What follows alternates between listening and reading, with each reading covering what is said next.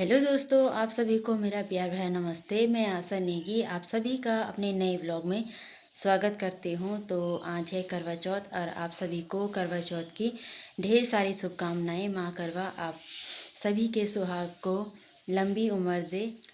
तो अभी मेरे ब्लॉग की स्टार्टिंग सुबह के 6:30 बजे से हो रही है और सूर्यदेव के दर्शन भी हो गए हैं। सूर्यदेव को मैंने जल भी चढ़ा दिया है। बाकी नहा धो के मैं अभी पूरी रेडी हो गई हूँ और आज लाल कपड़े पहनने चाहिए, इसलिए मैंने पूरा लाल सूट पहना हुआ है और पूरा श्रृंगार कर लिया है।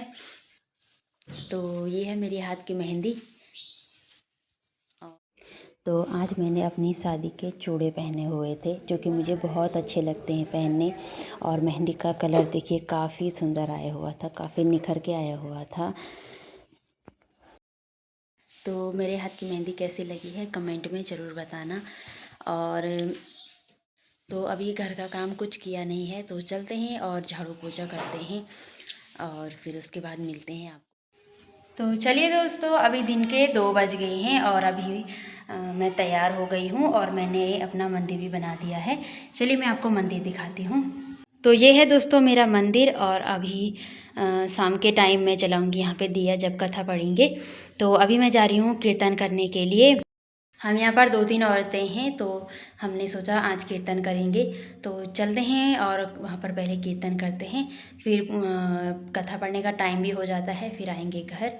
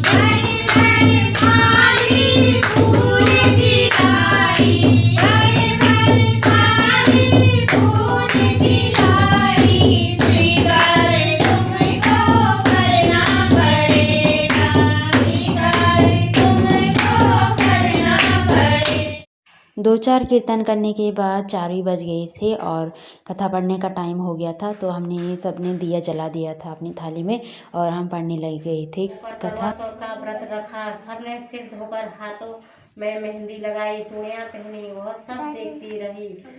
एक पड़ोसन बोली, तू भी करवा चौथ का व्रत ले ले। तब वह बोली, मैं कैसे करूं? तो वह बोली, चौथ माता की कृपा से सब कुछ ठीक हो जाएगा। उसके कहने से उसने भी व्रत रखा। थोड़ी देर बाद करवे बेचने वाली आई। करवे ले लो, अभी करवे ले लो, भाई की प्यारी करवे लो, ये करवे वाली मेरे को भी करवे दे जा। तो चलिए दोस्तों, अभी शाम भी हो गई है और हम कीर्तन करके भी आ गए हैं, पाठ भी हमने पढ़ लिया है और अभी सूरज भी ढलने ही वाला है। तो अभी अब करते हैं रात के खाने की तैयारी। थोड़ा बहुत कर लेते हैं अभी तैयारी, क्योंकि फिर बाद में ज़्यादा हो नहीं पाता है, तैयार भी होना पड़ता है। और आजकल वैसे चाँद भी जल्दी ही आ रहा है यहाँ, तो मैं तैयार हो जाती हूँ फिर टाइम से। रात के करीबन 9 बज गए थे और चाँद भी आ गया था। तो हम चले गए थे ऊपर छत में पूजा करने के लिए और मैंने चंद्रमा की आरती उतारी और उसके बाद जल चढ़ाया चंद्रमा को। फिर हिमानी के पापा भी आ गए थे, वो चले गए थे ड्यूटी और फिर मैंने उन्हें बुलाया तो वो आ गई थी घर। फिर वो भी तैयार होकर आ गई थी छत पर और फिर मैंने यहाँ पर उनको टीका लगाया, उनकी आरती उतारी और आशीर्वाद लेके उनका मुँह मीठा किया और उन्होंने मुझे पानी पिलाया। फिर मैंने अपना व्रत भी तोड़ लिया था।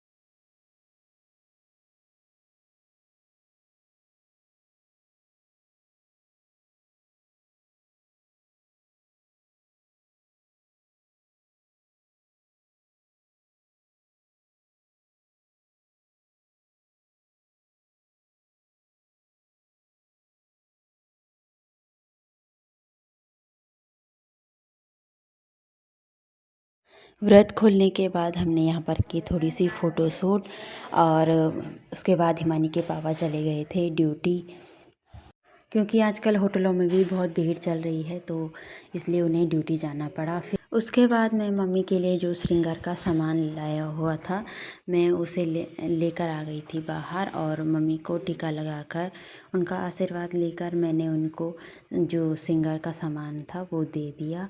फिर उसके बाद यहाँ पर मेरा व्रत भी खुल गया था और फिर आ गए थे हम खाना खाने के लिए नीचे। तो कुछ इस प्रकार का रहा मेरा आज का करवा चौथ और ये मेरा तीसरा करवा चौथ व्रत था। तो सुबह से सब ठीक था लेकिन शाम के टाइम प्यास कुछ ज़्यादा ही लग जाती है। तो इसी के साथ आज के व्लॉग को यहीं पर एंड करती हूँ। उम्मीद करती हूँ आपको वीडियो पसंद आई होगी।